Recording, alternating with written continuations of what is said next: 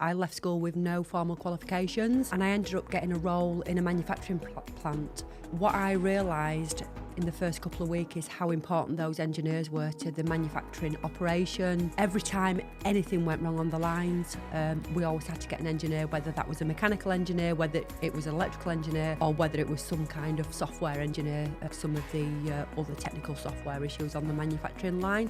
So I think that for me was a kind of light bulb moment. You know, I went to Wakefield College, kind of worked in the day and went to night school for over a year. And luckily at the end of that, I came out with 9 GCSEs at grade A because I found something that I was really interested in. Problem solving skills and critical thinking skills were really important. Teamwork, you know, you're not going to get away. Not one person makes an organisation great. It's a team of people working together, working towards one objective. So for me, you know, that time management as well was really quite a critical skill throughout that apprenticeship scheme. You find your passion, you find your purpose. I think knowing the challenge in industry, you know, just seeing it every day, new challenges, new opportunities, you know, not just at a regional level but a global level. And it's just so exciting because this is where, for me, you know, I'm really passionate about really having an impact on society. That's what drives me as well. You know, people are so important to me. So, you know, being in a role that we can make a difference, we can improve communities, we can improve the lives of that next generation is so important. So I want to continue and really help inspire that next generation of engineers to take that place. Welcome to the Engineer Career Podcast, Faye. Thank you. I'm so glad that we've got to this point in recording. It's so exciting to have you on, in particular today, celebrating National Engineering Day 2025. It's particularly special because for two reasons. I know your background and your route into engineering, and the Engineer Career Podcast is all about showing all the routes to a career in engineering, but also with your role or your roles within the Royal Academy. So it's exciting to have you here to be celebrating National Engineering Day and for you to be sharing everything about your career and the Royal Academy. So it's so exciting. So great to have you here. Wonderful. So let's start off, like we always do in the podcast, with what sparked your interest in engineering? Well, my route into engineering is really non-traditional. How it worked out for myself was I left school with no formal qualifications, and I ended up getting a role in a manufacturing plant. At the time, what I realised in the first couple of weeks is how important those engineers were to the manufacturing operation, to improving productivity of the operation production lines. Every time anything went wrong on the lines, we always had to get an engineer, whether that was a mechanical engineer, whether it was an electrical engineer, or whether it was some kind of software engineer to fix some of the other technical software issues on the manufacturing line. So what I saw is, you know, these guys and girls going to college, getting educated, coming and bringing that new skills into the manufacturing, training and upskilling people like myself that were classed as non-skilled individuals. So it kind of really sparked an interest. And I think because for me, I'd not really had the confidence at school because there was nothing really that I was interested in other than sport. I was, you know, really interested in sport at school, but not really the academic subjects. So one of the things I started to do was when the engineers came out and fixed the faults on the manufacturing lines is just try and ask questions just to understand if there was anything that I could do to try and, you know, to improve the performance or just try and get the production lines running, because some of these faults were not really technical. So I think that for me was a kind of light bulb moment, you know, after I'd asked some of the questions and they were just giving me, you know, real basic insight into how the machines worked. And that's what really drove that interest and, you know, that kind of problem solving approach. So talk me through then how your apprenticeship came to light. You've already briefly mentioned that maybe school wasn't for you or that the environment. So talk me through your apprenticeship at Linpack, is that right? That's correct, yeah. Talk me through how you got that in the first place. Yeah, so it was really interesting actually because once I started engaging with the engineers, specifically the electrical engineers, because it was, you know, as I saw what the mechanical engineers did on the line and then like really got into to understanding what the electrical engineers did, I started asking, you know, what their routes were into becoming an engineer. And the majority of them at the time had basically undertaken an advanced apprenticeship in electrical engineering. So then I thought to myself, I wonder if I go and approach the manufacturing manager, if I had a conversation just to understand if there was any options for me to go on and to do an apprenticeship. And I suppose that was the most difficult conversation in my life, actually, but the best conversation. And basically, John at the time, John McFarlane, said to me, if you go back to college and if you go and get your basic GCSEs, your 5 GCSEs, we need a minimum of a grade C, which I think that's around a 4 to 5 now in new kind of grading, in the new grading system. And you can come back and we'll consider you for an apprenticeship. So anyway, so I went away that evening and I thought to myself, I've got to go and I've got to register at college. So I did that. I went to Wakefield College. And what I actually did is I kind of worked in the day and went to night school for over a year. And luckily, at the end of that, I came out with 9 GCSEs at grade A because I'd found something that I was really, really interested in. And I think that's what's really important for me, when I look in across the sectors, really, whether that's the energy, infrastructure sector or the real estate, with the demands that we need in relation to skills and the skills gaps across the wider sectors, we've got to look at doing things differently. I'm an individual that wouldn't have been perceived as succeeding in this great world of engineering, but actually, given the right tools, given the right support, given the right mentors, we can get the right people into the sector. Yeah, I think it's incredibly important. We'll dive straight in. We'll dive into the skills gap and solutions and solutioneering, to keep in engineering phraseology. But you mentioned something there which resonates quite strongly with those who listen to the Engineer Career podcast, and it's a saying that we cover, which is, if you find your passion, you find your purpose. Finding your passion is sometimes quite difficult, but in your situation there, taking the leap and having that conversation, which then opened up the opportunity to get into college. What made you want to go and do the college? Because working during the day and then your college at night, or was it the other way around? Was it college during the day and working at night? How did that work? Well, I worked. What I did is I worked in the day, and then I went to night school from 4 o'clock till 9 o'clock. So I'd cut my hours down, and I also then worked over the weekends. And the reality is one of the things I've learned in life is sometimes it's about kind of sacrificing, and for me it was sacrificing the time. Putting the effort into opening up that opportunity. And, the reality is that, you've got to sacrifice things to kind of achieve things in life. So for me, I never saw that as a problem, to be honest. I suppose the biggest problem for me was actually understanding whether I had the ability to go on and to do the qualifications, because leaving school, my CV wasn't great. But obviously now that I'd found a passion, now that I was working with people and having mentors around me that gave me that confidence, really inspired me to go on and want to do my best. And how much do you think visibility and seeing what you could become was part of it? So being in the workplace and seeing, as you mentioned, the production lines, and actually seeing if I could do this and get the grades, I could actually become maybe an engineer or someone that's supporting it. Was visibility important for you? Absolutely, yeah, because, I'd not got any role models at my family home in that, nobody had ever been an engineer. I wouldn't have even understood, what an engineer did, in all honesty, other than understanding, I suppose, when cars went in for servicing, my view was an engineer was, somebody that kind of dealt with cars and carried out maintenance. So even, at that early stage of my career, it was just, overwhelming actually understanding the value that the engineers really added to the overall productivity in that manufacturing plant. So then talk me through, once you've completed your GCSEs, what door did that open up, and what were the next steps as you started to develop into the engineer that you are today? Yeah, so once I'd got the GCSEs, what that did enable me to do was obviously put a formal application into the manufacturing manager. So I did that, and I think for me personally, it was great for me because I also wrote a statement as well in relation to having the work experience that I'd gained in the manufacturing plant. I am generally, I'd say, a pragmatic individual. So, having that work experience did me really well. And it helped me articulate the reasons why I wanted to, that particular role as an electrical engineer, just seeing actually the value that the electrical engineers added into the manufacturing plant. So, I think I started probably on with an advantage having that, years industrial experience, in all honesty. And I went through the interviews, I went through the psychometric tests at the time that was required, and I came out, did a number of kind of working groups and sessions as well.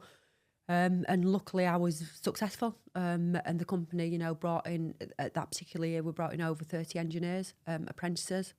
So yeah, it was great. Fantastic. And you mentioned either on the podcast or before, because you and I have just sat and had a full discussion around skills in the UK, and the opportunities that we have to try and close the gaps that we've got. You mentioned around a 5-year apprenticeship that you had. So over your 5 years, what were the key skills that you felt that you developed, as well as your technical skills as both a person and as an engineer? Yeah, well, what's really interesting actually, it was a 5-year apprenticeship, an advanced apprenticeship in electrical engineering. But actually, year one, we spent a full year in college undertaking activities like bench fitting, so milling, turning, and actually understanding hydraulic and pneumatic systems. And in fact, we spent a couple of weeks out of that first academic year learning about car maintenance. And I thought at the time, this is really bizarre because it adds no value actually to what we're doing in industry. But when I look back, actually, it was given us the whole plethora of the technical skills, which has, you know, proved quite fruitful later in my career. You know, understanding about hydraulic systems, understanding about pneumatic systems, and actually just understanding the kind of approach to problem solving with the approach to finding faults in cars, for example. I think the biggest skills for me were the critical solving problem solving skills, and critical thinking skills were really, really important. Teamwork, you know, you're not going to get away. Not one person makes an organisation great. It's a team of people working together, working towards one objective. And ultimately, I think for me on that journey, it, you know, really, really stepping up and taking control of some of the maintenance activities, especially when I got into year 3, you know, I went on to shifts and I rotated on days and afternoons to get that greater breadth of experience. So there's quite a number of skills that I think are really, really important, and actually they do help an engineer. You know, the softer skills fit into industry. Yeah, I think it's quite interesting. All the skills you mentioned in there, and I'm trying to think back on my own career.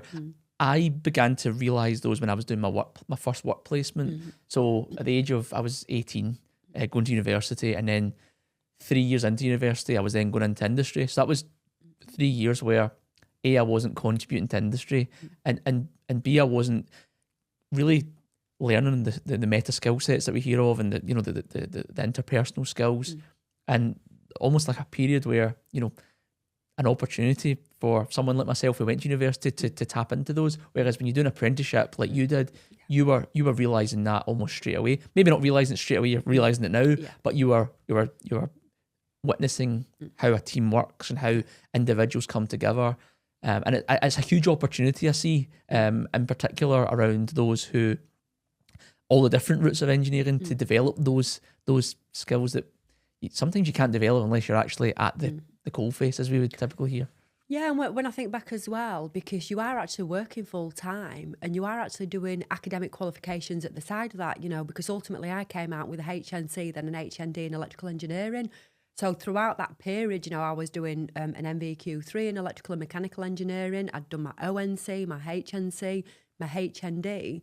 So I think that really set me up as well. So when you start looking at time management, you know, it's really, really important. You know, I knew what my objectives were on those academic courses, and continuously I was having to manage my time in work, out of work, especially when I got into year 3 and 4, when I was then working on 12-hour shifts, days, nights, weekends. So for me, you know, that time management as well was really, really quite a critical skill throughout that apprenticeship scheme.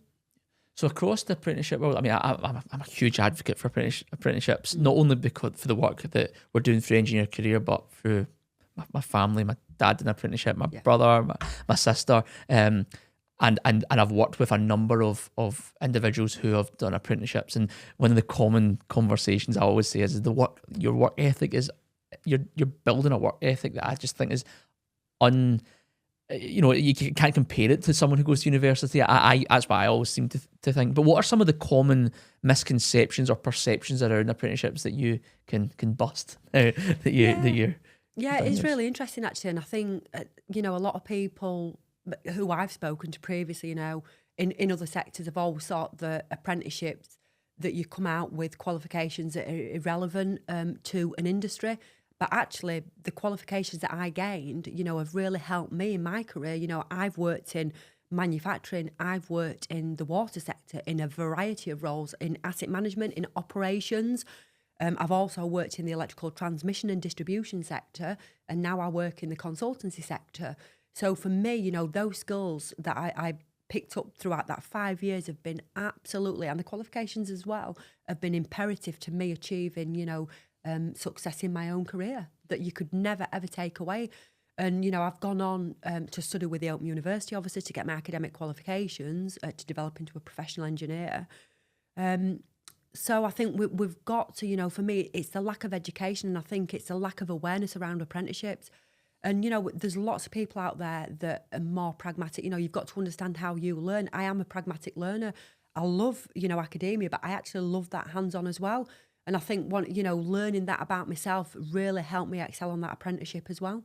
Yeah, that's amazing for you to share that, because there'll be someone listening to this podcast that knows somebody that is considering an apprenticeship, or someone that is actually considering their path into engineering. They've unlocked the mindset, but they're considering, is apprenticeship right for me? And I'm so glad that you shared your journey into engineering that way, because you and I know well that we need a wide range of skills across the UK for every different sector, and apprenticeships is going to be fundamental to us closing the skills gap. Yeah.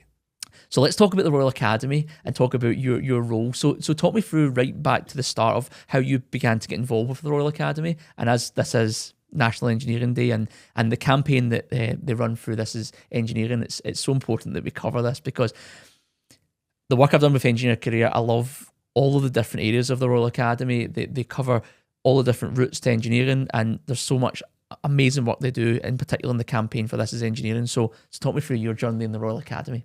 Yeah, it's really interesting, because I do actually have to pinch myself when I kind of look at, what's happened in relation to my journey with the Royal Academy. So it started for me about 5 years ago, where, as I said, I've studied my, a number of master's degrees now with the Open University. So I was approached by the Open University to look at, with all the, the kind of volunteering, the STEM ambassador role that I've played over the, many years with them, whether I would be interested in applying for one of the visiting professors to become a visiting professor of electrical engineering at the Open University. And obviously, I was so excited by, even being asked to do that, considering the number of graduates from the Open University in engineering. So we applied and we were successful. So that goes back to 2020. So I did 3 years as a visiting professor working with the Royal Academy and obviously the Open University. After that, I went on to be onto the Visiting Professor Management Board, so really brought in, some experience, some key experiences as to what went well, how we could improve it and how we shape that. And then also that gave me a role to bring in the next visiting professors over, and I spent 3 years doing that as well. So that was like a 3+3 year journey. Most recently, I have been successful. I've been appointed onto the research committee with the Royal Academy, and I'm so excited to work with the esteemed individuals on that particular committee. And I've recently become a external advisor to the Open University, and that's really bringing in that 30 years industrial experience into how I can support the Open University take that organisation forward and really look at the future of the engineering curricula to make sure that it meets the demands of industry moving forward. So with this year in National Engineering Day, some of the work that the This Is Engineering campaign has done is covering the AI to Z and the 100 current engineering roles and 100 roles of the future. Has there been anything in there that excites you, both in terms of the types of roles that are required going forward that might change, or the roles that we might need more of going forward that are the same? Yeah, it's really interesting actually, because I think if I reflect on my own career and I look at my own sector at the minute, I'm working across transmission and distribution, and you look at the the seismic changes that are going on across across the sector, the networks, the smart grid. You look at the digital technologies, you look at the reinforcement programs, for example. And for me, digital technology is absolutely fundamental moving forward. Organisations want to become more efficient, they want to become more effective. And for me, it's that new digital technologies, you know, those digital skills are absolutely imperative. Not only across T&D, but you look across the water sector, there's a £104 billion investment across the UK water sector. Again, that digital technologies. So bringing in individuals that have got great skills in data, analytics, you know, digital technologies, and also asset management is fundamental as well. You start looking at the way that you have to operate these critical assets, and, you know, when we look at security, network resilience is absolutely fundamental. So you say there's over 100, and I'm sure, you know, when you actually look at and you get down to, you know, to the kind of building blocks, there's so many more. And I've never seen, you know, I've been involved obviously in some of the kind of future roles. And for me, it's so exciting because, you know, for that next generation of engineers, there's just so much opportunity. So, you know, if people are interested in like supporting and really adding value to our great nation, infrastructure projects across that infrastructure, across the, you know, energy, you look at SMRs, you look at advanced modular reactors, you look at the nuclear sector. It's just so exciting to be part of moving forward. And, you know, I don't even believe that, you know, we understand the roles until we actually move into that, you know, that next generation of technology across the energy sector. Yeah, absolutely. It would be rude of me not to cover the skills gap and have a wee bit of a discussion around some of the points that we know are relevant and important to cover at the moment within our industry. So from your point of view and within your role, but more widely, because I know that you don't only have a view on your own sector, you look right across engineering as we do in the Engineering Career podcast. What do you foresee as the main challenges going forward with regards to skills? Some of the numbers at the moment, obviously, such as the 40,000 gap, but there's also other challenges such as drop-off rates from engineering graduates. There's a number of stats that we could bring off. But where do you see the main problem point is and opportunities we have as a country to close those gaps? I think it's multifaceted, if I'm honest. And for me in industry, you know, it's alarming when you start looking at, you know, the dropouts from a female perspective. You know, I'm very, very close to that. So for me in industry, it's about the employee experience. What can we do? You know, we don't want to be losing, you know, the highly educated graduates that we've brought into the industry, but unfortunately we are seeing those, you know, that high number drop off. So for me, it's got to be a collaboration across industry, looking at how do we, you know, maintain these careers, whether it's part-time roles. You know, I work across a wide number of industries, and actually I'm a volunteer in a total different sector, a boost program, and it's looking at social mobility, it's looking at the employee experience and how wider sectors can work together, infrastructure, retail, banking, and it's really great for me to actually bring that wider experience and look at what other sectors are doing back into the energy sector, because this problem's not going away. You start looking at the grassroots. You know, for me, we need to get into schools earlier. You know, when we start talking about graduate programs, we need graduates, but we also need, you know, we need the discourse, we need the narratives in schools earlier, because like I say, I speak to a number of people at college events. You know, I'm still a STEM ambassador. You know, I work very close with a number of engineering institutions. And when I go to sixth form college, for me, that's too late. We need to be getting in there earlier. And the wider sectors need to work together. As I said, I've worked across the, you know, manufacturing, utilities, water sectors, etc. And this is not just an energy sector gap. You know, AMP8 now needs over 100,000 new resources to achieve the targets up to 2030, as well as 40,000 up to 2030 in the energy sector. So it's absolutely significant. And we've got to break those barriers down. You know, electrical engineers work across manufacturing, they work across utilities, they work across water. So we've got to start working together. We've got to start getting that industry and academia working together. So, you know, that visiting professor role for me has been absolutely imperative, and I've really helped shape that next generation with the Open University of what skills and capabilities are needed.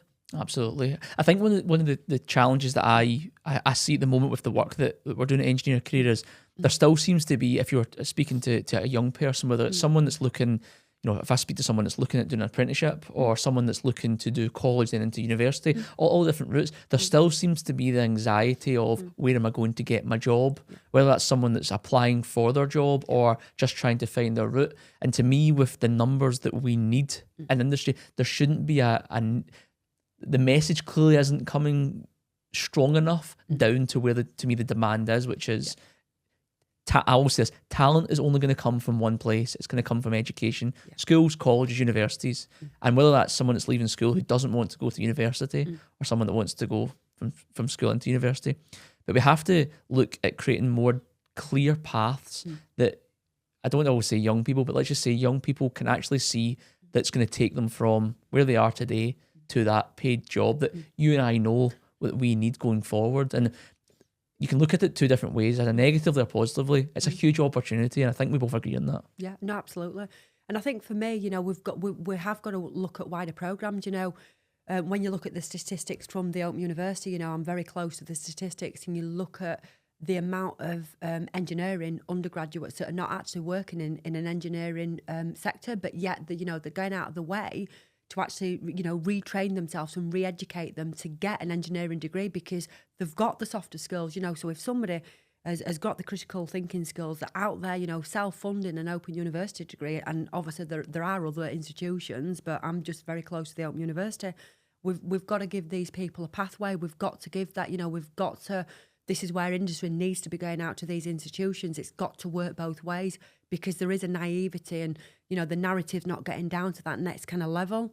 Exactly, absolutely. And I think, well, I know you alone could tell so many stories of all the people that you've worked with and who have all followed similar paths to you, different paths, who have got prosperous, you know, and you know, good lifestyles, because we know that engineering roles can pay well as well, and it's important to cover that. I recorded a podcast recently, and the topic of, you know, getting paid almost came up, and it was like, oh, you get paid to be an engineer? Well, yeah, of course, it's a job, and you know, whether it's at home in the UK or whether it's abroad, there's so many opportunities, and you know that with your current role in terms of the work you do in the Middle East. There's so much opportunity with engineering that I don't think we can ever shout loud enough about.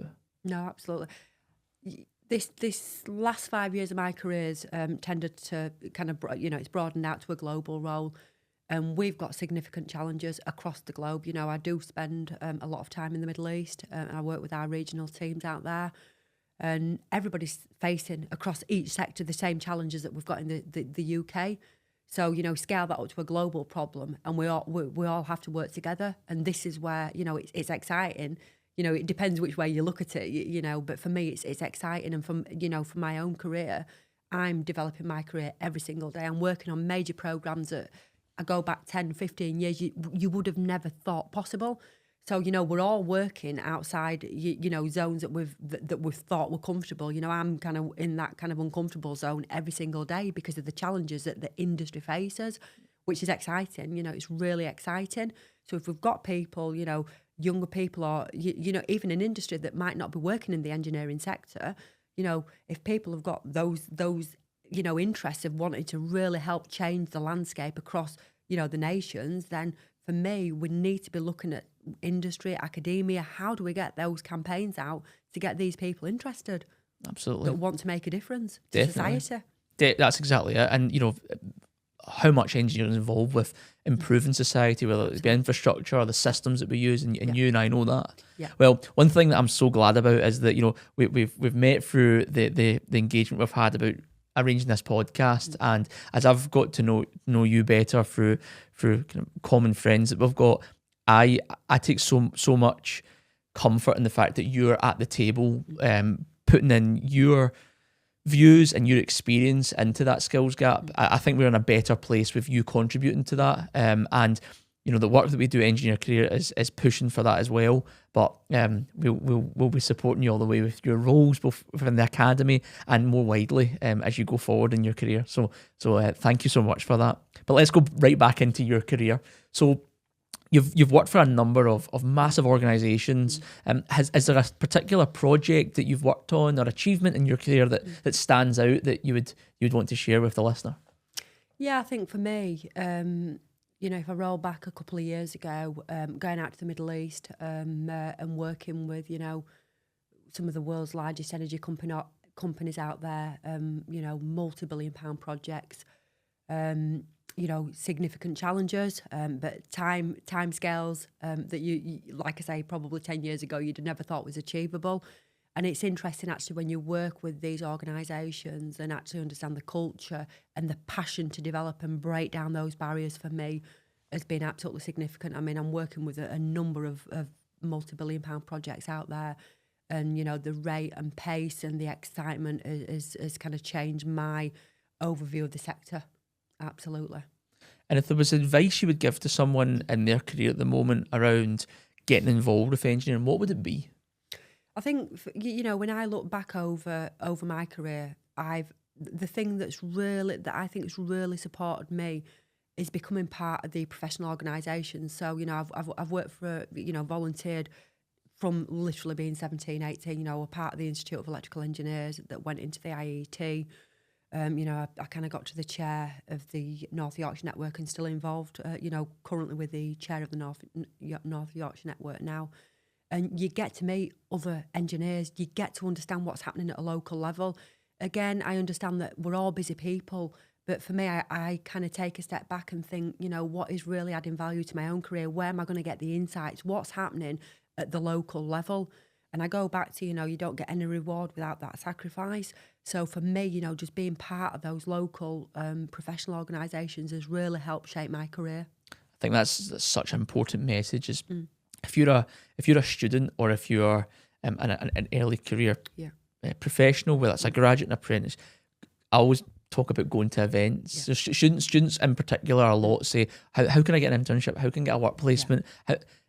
If you join your institution, whether it's the IMechE or the IET, the IKME, I don't want to miss it out. But by joining and becoming an associate member or a student member, it unlocks you to people, to events, to workshops, to webinars.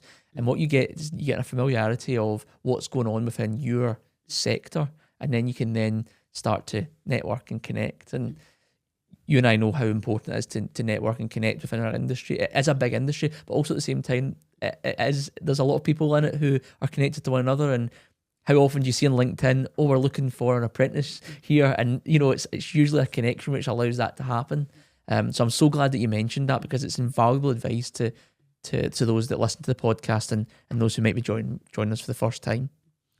So in your opinion then, what are some of the most exciting developments within engineering? It doesn't have to be within, you know, T&D at the moment. It can be just open wide across engineering as a whole.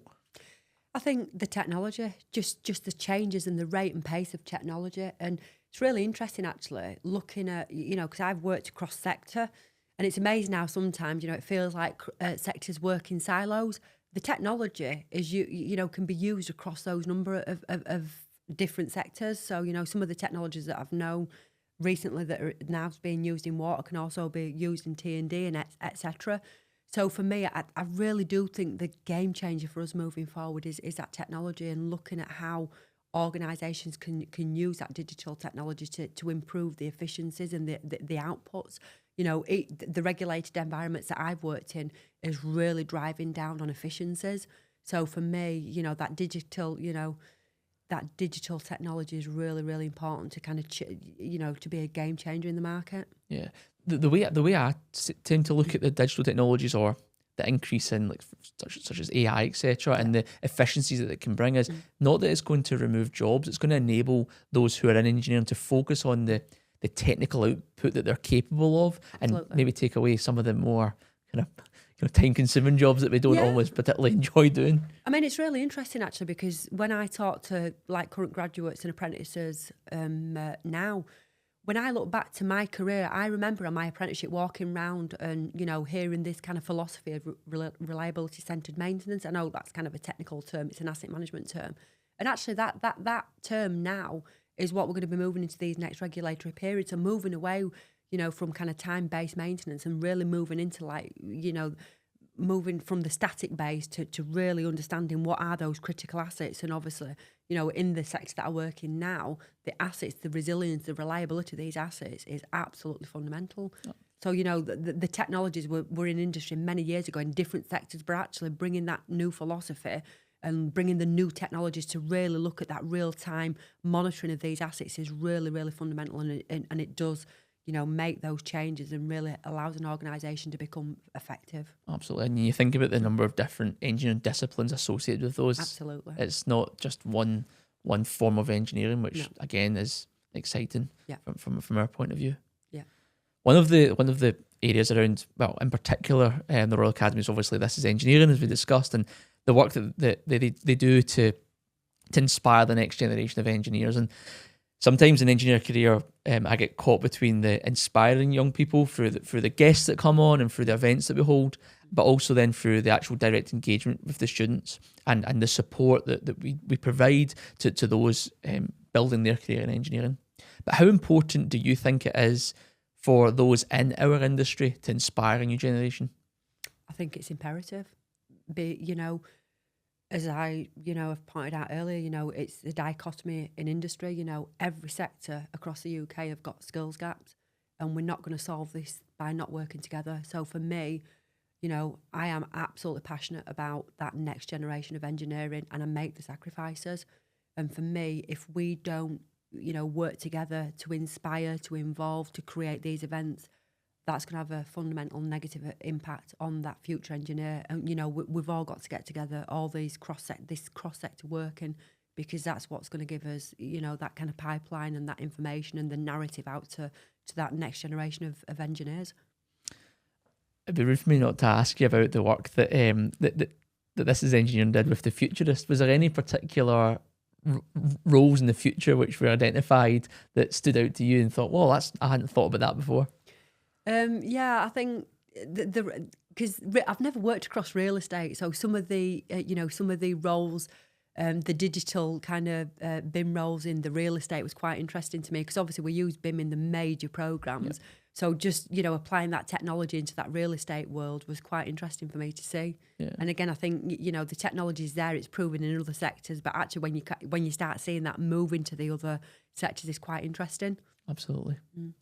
So going back to your career then, what are, for someone who it looks like's achieved everything in their career, do you have any other professional goals or aspirations going forward in your career? Yeah, I think I've started a Doctor of Engineering. It's something that I never thought possible. I'm doing it on a part-time basis, but for me, I'm really researching, an area that is really of interest to me. I'm working with a professor, Sheikh Akbari, who's an electronics specialist, and for me, I really do want to kind of investigate this particular area that I'm working together, in partnership with Sheikh Akbari, to really solve some of the global problems, which is quite exciting for me, actually. That sounds awesome. Mm. Well, before we close off, I'd just like to thank you for coming on the podcast. It's selfishly, I'm so glad we've connected, but also more widely for this is Engineering campaign, and for the fact that this is National Engineering Day. It's so great to have had you on, and to have heard about your career, but your passion around inspiring the next generation. So thank you so much for coming on, Faye. So finally, what keeps you passionate about engineering? I think knowing the challenge in industry, just seeing it every day, new challenges, new opportunities, not just at a regional level, but a global level. And it's just so exciting, because this is where, for me, I'm really passionate about really having an impact on society. That's what drives me as well. People are so important to me. So, being in a role that we can make a difference, we can improve communities, we can improve the lives of that next generation is so important. So I want to continue and really help inspire that next generation of engineers to take that place.